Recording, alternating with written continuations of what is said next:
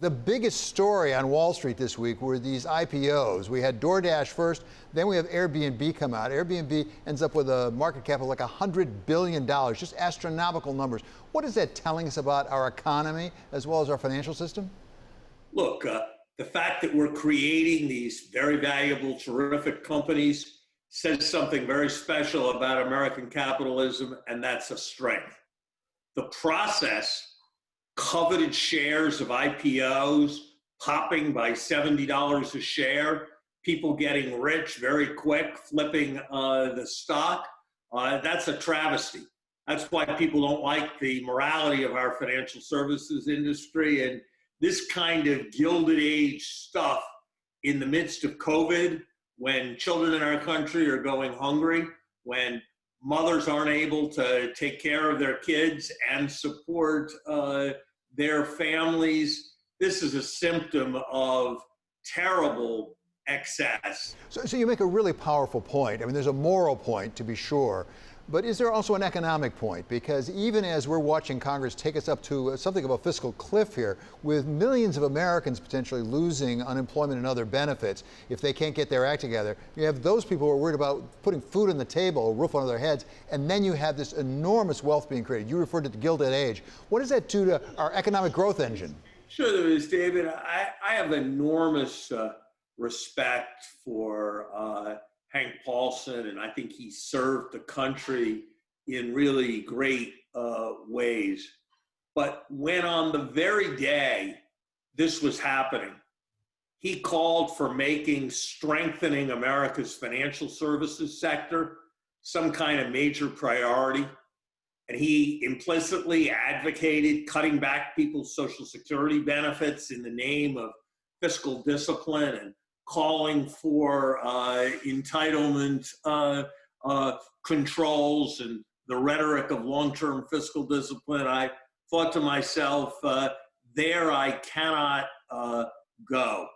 That what we are witnessing is a kind of financial sector hypertrophy that I think is very dangerous and that really demands a lot of soul searching.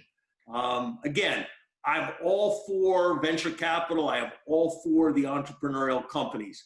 But selling something for $70 and enabling people to flip it at $140, that I think is appalling. How much of this is a result of the Federal Reserve as a practical matter? Because there's so much liquidity in the marketplace. I mean, certainly that's sustaining an awful lot of these valuations. There are questions you can ask about the long-term valuations, but the fact that the stock was sold at $68 and then immediately jumped to $140, making those who were lucky enough to get access billions of dollars, that error has nothing to do with liquidity. That has to do with the way our Wall Street is organized, and that ought to be a priority for somebody to clean up.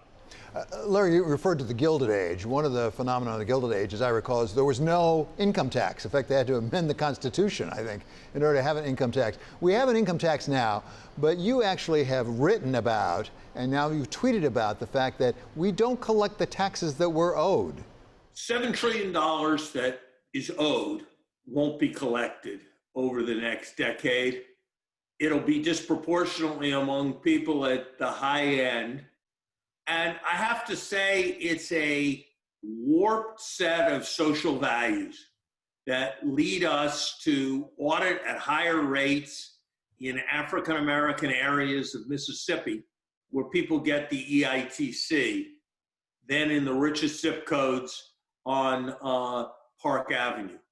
The idea that you're more likely to get audited if you're collecting the earned income tax credit than if you're collecting carried interest has something very badly wrong with it.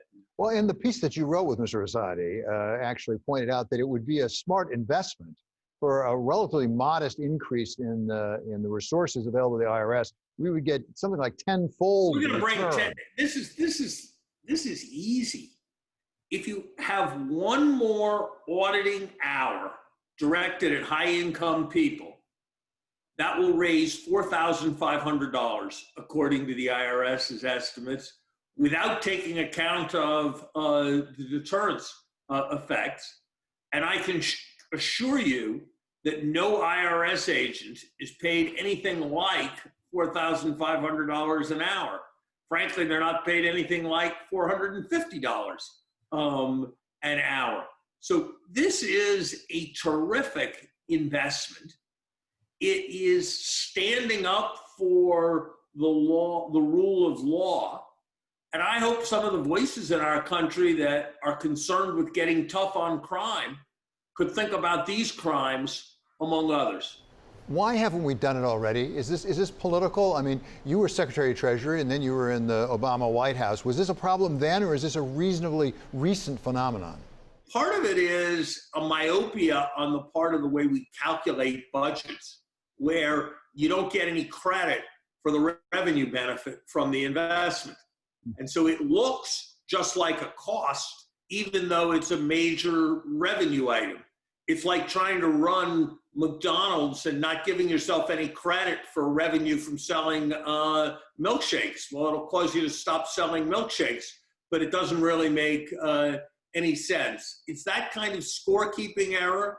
And let's be honest, there's some people who don't want the tax law enforced because they don't want to pay what they owe, and they don't want to face the possibility of being audited. And we've got too many Congress people who see their job as working for those scofflaws. So let's wrap it up with a rapid fire round, as Summer says. And let's start off. We're beginning to see the economic team around President-elect Biden. You know these people. Pick one that will turn out to be a real star. It's a great team across the board. I think my old colleague, Brian Deese, is going to be much better known a year from now than he is today, and that he's going to be a driving force behind much more effective and much more green economic policies in our country. Okay, Brian Deese, we'll keep our eyes on him. Okay, give us a number now. For U.S. GDP growth in 2021, what do you think? What's the percentage growth we'll have? Because right now economists are saying it's going to be a rough first half of the year, then we'll come back in all likelihood because of the vaccine. I think between the vaccine and between the fact that there's a lot of pent-up savings from the money people couldn't spend, I'm an optimist. I think we're going to have a good year in the 5% range. Oh, good. That is good news. Okay, and bring it back to New York City, right here where we are right now. When will be the date that the New York City economy returns to where it was before the pandemic? I'm not sure it's ever going to be quite the same. Between the blow to theater and restaurants, between the far larger number of employers who are going to have people working at home, between the risks people are going to attach to the subway system, I think New York will be a great city, but maybe not with quite the same sense of dense energy that it had before. So I'm not sure we're going to see any time in the foreseeable future a return to life as it was.